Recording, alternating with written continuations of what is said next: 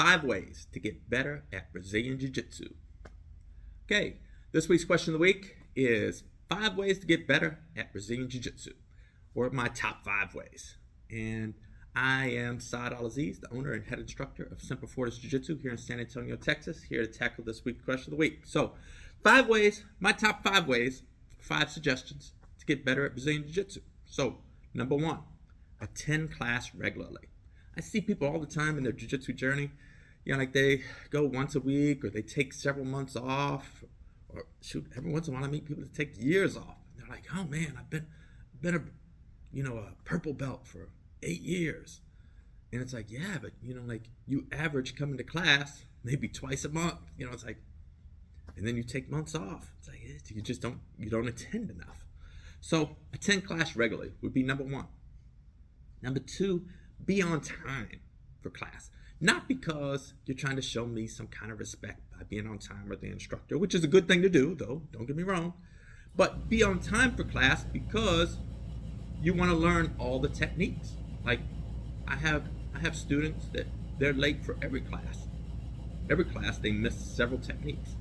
And life happens. So I'm not hitting them on, hey, being on time, but if you're late and you miss some techniques, then that hinders your growth. You're missing out on some techniques that would help you. And I have some students that they show up towards the end of class, and like I said, hey, life happens. So I'm glad. I don't care if you come and there's only 5 minutes left in class. I'll show you something. But you'd have been better served if you'd have got the whole hour of class. Pay attention to the techniques being taught in class and don't deviate from them. For instance, if I'm showing, or the instructor who's teaching the class is showing a guard pass, let's say they're showing the Sao Paulo pass, then you should do the Sao Paulo pass exactly the way they're showing it. With no variations, no deviations, do it exactly the way. And drill that with your partner exactly that way. Don't break off with your partner and say, yeah, well, I don't really like the Sao Paulo pass. I prefer to do the over-under pass. Let's do that instead. Or, yeah, the instructor showed the Sao Paulo pass this way, but I like doing the Sao Paulo pass with my hand in a different position, and I'm going to drill it that way instead. And that's going to hinder your growth. Do the technique exactly the way the instructor showed it. Drill it exactly the way the instructor showed it.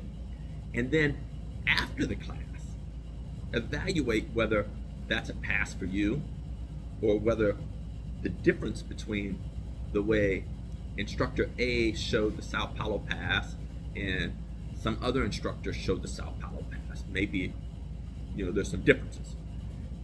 After class, determine which one you're going to do. But during class, you should do it exactly the way the instructor shows it, with no deviation, because that way you're going to fully be able to, 1, understand why that instructor does it in a particular way, and 2, whether that way is better than the other way. And sometimes one way is going to be better than another, and sometimes it's just going to be one way is different than another, but they're both accomplishing the same thing. But if you don't fully take advantage of that, it's not going to help you grow. Number 4, drill the technique constantly. Helson Gracie used to say, you're not an expert in a technique until you've done it 10,000 times. And until you've done it 10,000 times, you need to keep drilling the technique. And to me, that was a really deep, profound idea, because the more you drill a technique, the more proficient you're going to be at the technique. The more effective, more efficient, you're going to get better and better and better the more you drill it. The difference between the way somebody who does a scissor sweep, who's drilled it 10 times, compared to somebody who's drilled that scissor sweep 100 times, the difference is going to be significant in their ability to perform that sweep. And a guy that's done it 100 times compared to a guy that's done the scissor sweep 1,000 times, it's going to be a significant difference. And there's going to be a significant difference between the efficiency and effectiveness of a person that's done a scissor sweep 1,000 times compared to a person that's done the scissor sweep 10,000 times. So drill it, drill it, drill it. So during class, when they say, hey, okay, here's the technique, they pair you up with partners, you drill it, you drill it, drill it. You should keep drilling it until the instructor says, okay, everybody circle back up, I'm going to show you the next technique. Rather than Some people, they socialize, they drill it a couple times, and they sit there and they're like, I wonder what's next. You're missing out on some valuable training with your social time. If you come to class and social is the big thing for you, then just understand that it's going to hinder your progress.